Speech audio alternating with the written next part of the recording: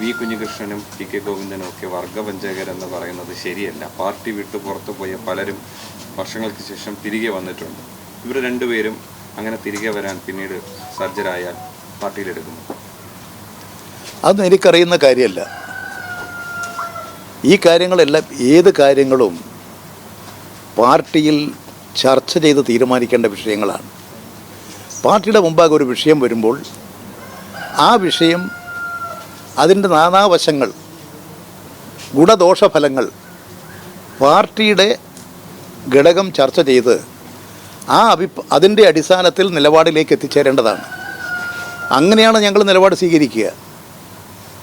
ഏത് വിഷയവും പാർട്ടി വിട്ടുപോയവരാകട്ടെ, പാർട്ടിയിലേക്ക് വരുന്നവരാകട്ടെ, അല്ലെങ്കിൽ മറ്റു പലരുമാകട്ടെ, അങ്ങനെയുള്ളവരൊക്കെ വരുമ്പോൾ അതെല്ലാം ബന്ധപ്പെട്ട പാർട്ടി ഘടകത്തിൽ ചർച്ച ചെയ്തുകൊണ്ടാണ്. ഇപ്പോൾ പലരും പാർട്ടി വിട്ട് CPM-ലേക്ക് വരുമ്പോൾ സ്വീകരിക്കില്ല. അതെല്ലാം ബന്ധപ്പെട്ട പാർട്ടി ഘടകം പരിശോധിക്കുന്നുണ്ട്. അതിൻ്റെ അടിസ്ഥാനത്തിൽ എന്ത് വേണം എന്ന നിലപാട് സ്വീകരിച്ചുകൊണ്ടാണ് പാർട്ടി സമീപനം സ്വീകരിക്കുന്നത്.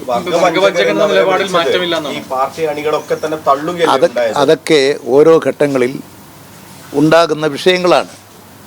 ആ വിഷയങ്ങളെല്ലാം പുതിയ വിഷയം വരുമ്പോഴാണല്ലോ എല്ലാം പരിശോധിക്കുക.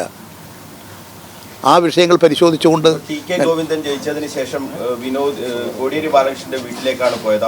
അവിടെ വലിയ സ്വീകരണം കിട്ടി. വർഗവഞ്ചകർ എന്ന് വിളിക്കില്ല എന്നാണ് കോടിയേരി ബാലകൃഷ്ണന്റെ ഭാര്യ വിനോദിന് പറയുന്ന ഒരു സാഹചര്യം ഉണ്ടായത്.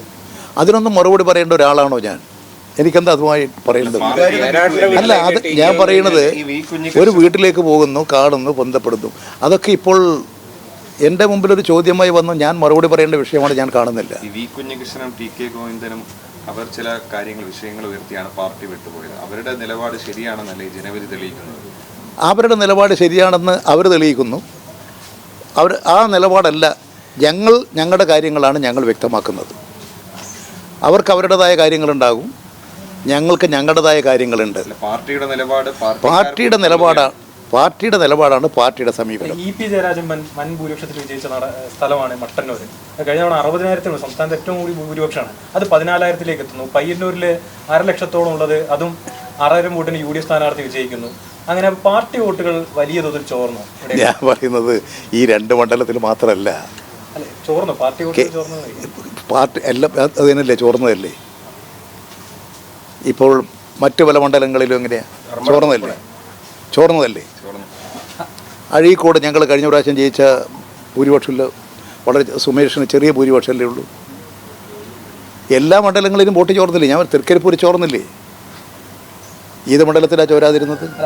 നിങ്ങളുടെ ഈ നിഗമനത്തിൽ അല്ല, പയ്യന്നൂരും തളിപ്പുറവും മാത്രമല്ല, പൊതുവായി ഞങ്ങൾക്ക് തിരിച്ചടി വന്നിട്ടുണ്ട്.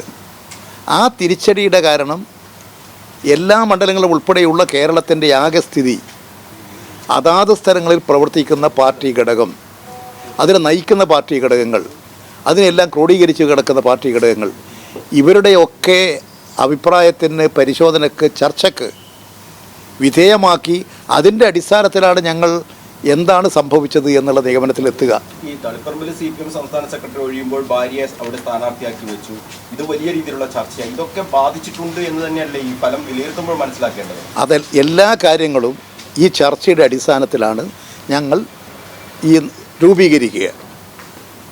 ഏതെങ്കിലും ഒരു വിഷയം മാത്രമല്ല, തളിപ്പറമ്പിൽ മാത്രമാണോ? ഞമ്മത് എല്ലാ സ്ഥലത്തും വന്നില്ലേ തിരിച്ചടി? ഇരിക്കൂറിൽ UDF-ൻ്റെ സ്ഥാനാർത്ഥിക്ക് എങ്ങനെ എത്രയും വോട്ട് കിട്ടിയത്? ഞങ്ങൾക്കുണ്ടായാലും ഒരു തിരിച്ചടിയാണ്. അതുകൊണ്ടാണ് അവർക്ക് വോട്ട് വർദ്ധിച്ചത്. അപ്പോൾ ഇങ്ങനെ ഞങ്ങൾക്ക് പൊതുവായി ഞങ്ങൾ ദുർബലമായ സ്ഥലങ്ങളിലും ഞങ്ങൾ ശക്തി പ്രാപിച്ച സ്ഥലങ്ങളിലും ഞങ്ങൾക്ക് പൊതുവായി ഒരു തിരിച്ചടി ഉണ്ടായിട്ടുണ്ട്.